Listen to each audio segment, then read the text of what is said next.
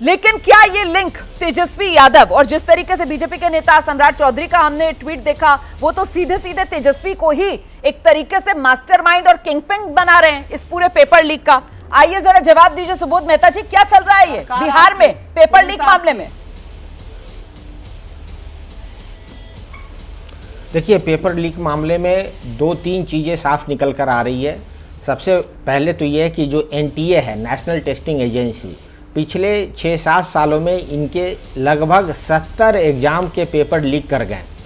इनके पास centralisation of power है, सभी को जो है इन्होंने दे दिया है एग्ज़ाम कंडक्ट करने का। और जो पूरे भारत में जिस तरीके से इनके पास कोई इंफ्रास्ट्रक्चर नहीं है, ना कैपेसिटी है, ना कैपेबिलिटी है एग्ज़ाम कंडक्ट कराने का, और 24-24 लाख एग्ज़ाम एक दिन में कंडक्ट कराते हैं, चाहे वो सीबीएसई का एग्ज़ाम हो, चाहे नीट का हो, आईआईटी का एग्ज़ाम हो, या फिर सेंट्रल यूनिवर्सिटी का एग्जामिनेशन हो। तो इनके पास एक एक्सटॉर्शन एजेंसी की तरह एनटीए काम कर रही है मिनिस्ट्री ऑफ एजुकेशन के अंडर में। जब से नरेंद्र मोदी जी की सरकार आई है, कस्टमर बना दिया है बच्चों को। फॉर्म भरते हैं बच्चे, 2-2 साल एग्जाम परीक्षा तैयारी करते हैं और उसके बाद ये कैंसिल हो जाता है। आप खुद ही बताइए, 1500 से 2000 एक बच्चे से लिया गया फॉर्म भरने के लिए अपनी तरफ से। लेकिन ये तेजस्वी यादव वाला जो एंगल बिहार में सामने निकल कर आ रहा है, जो विजय सिन्हा डिप्टी सीएम है सर प्रदेश के, वो तेजस्वी यादव वाला एंगल बता रहे हैं सर, जरा उस पर भी रोशनी डालिए।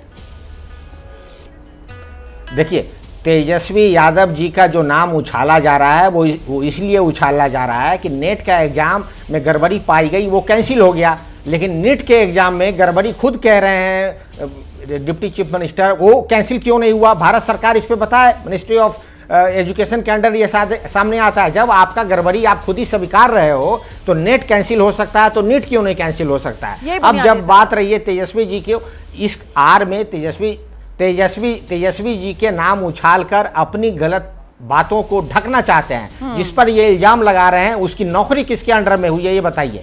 2012 में जब ये सिंचाई विभाग से निकलकर अर्बन डेवलप, ये नगर विकास में कैसे आता है ये आदमी? ये जहानाबाद से दानापुर में कैसे आता है ये आदमी? ये किसकी सरकार के अंडर में हुई है? तो माननीय तेजस्वी जी का नाम उछालकर, और बाकी जो लोग थे इनके साथ, भाजपा वाले लोग थे जो उनके मंत्री थे, हाँ, तो उनकी नाम क्यों नहीं आ रहा है? तेजस्वी जी का यहाँ कोई नाम ही नहीं है, सिर्फ यादव वहां लगा हुआ है, तो आप किसी भी यादव को कह देंगे। ठीक है, तो इस तरीके का कोनोटेशन मध्यकालीन व्यवस्था के लोग करते हैं, जो मिडिवल लोग हैं वो लोग करते हैं। सौरभ बालिया जी, आपके पास आ रही हूँ। ये एनटीए जो है, क्या ये पूरी तरीके से फेल्ड एजेंसी साबित हो रही है सर?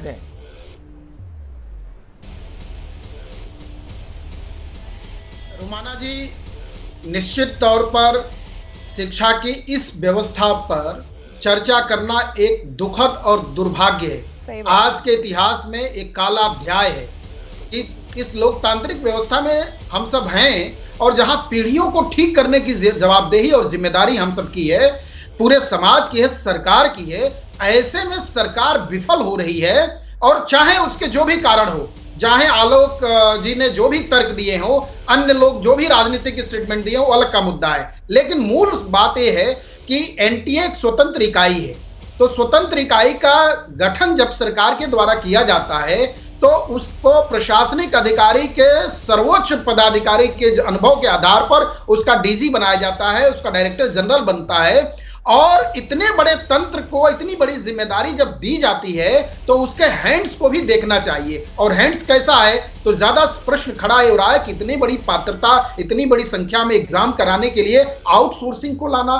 तो आउटसोर्सिंग, तंत्र की व्यवस्था, सरकार को की पूरी तरह से मॉनिटरिंग में कहीं ना कहीं कमी, मुझे लगता है ऐसे दंड का प्राविधान करना चाहिए कि उच्च पदस्थ अधिकारी इस स्वतंत्र इकाई के द्वारा जीवन भर कांपते रहें और उनकी आत्मा भी रोती रहे। इतनी कठोरता से सरकार को अपना रुख स्पष्ट करना चाहिए। ठीक है सर, तो मतलब आप मान रहे हैं कि एनटीए जो है वो फिलहाल फेल्ड एजेंसी के तौर पर उभर कर आई है, और आपने उस सवाल का भी जवाब दे दिया जो सवाल मैंने यशोवर्धन आजाद जी के लिए रखा था। पूर्व स्पेशल डायरेक्टर आईबी हमारे साथ इस वक्त मौजूद हैं।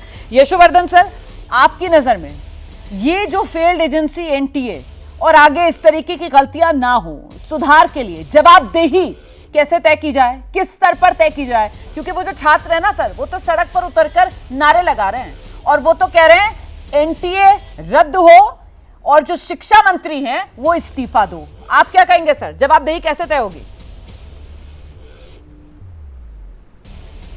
कुछ बिंदुओं पर आपका ध्यान आकर्षित करना चाहूँगा। सबसे पहले एनटीए में जो 25 लाख स्टूडेंट्स परीक्षा देते हैं, 25 लाख स्टूडेंट्स तो सिर्फ परीक्षा देते हैं, लेकिन उनके साथ 1 करोड़ लोग जो है आशा करते हैं कि ये परीक्षा ठीक से संपन्न हो।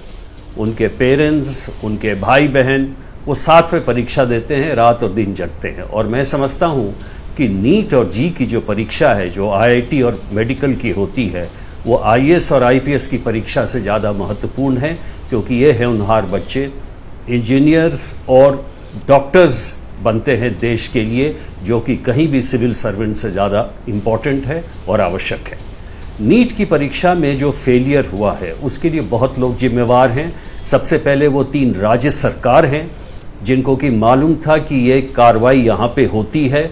कुछ उसमें ऐसे माफिया हैं जो कि पहले से लोगों को मालूम है, सिकंदर हो या अन्य हो, उनके बारे में क्या कदम उठाए गए ये किसी को मालूम नहीं।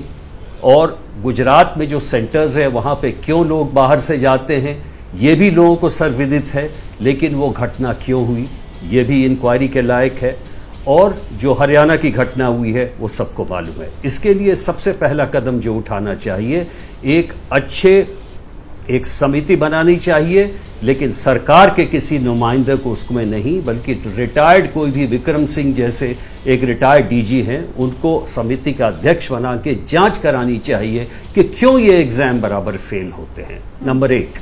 नंबर 2, दूसरी कार्रवाई जो होनी चाहिए, बिहार पुलिस ने एक बहुत ही अच्छी कार्रवाई की है। बिहार पुलिस ने उन 11 लोगों को पकड़ भी लिया है, उनके बयान भी लिए हैं।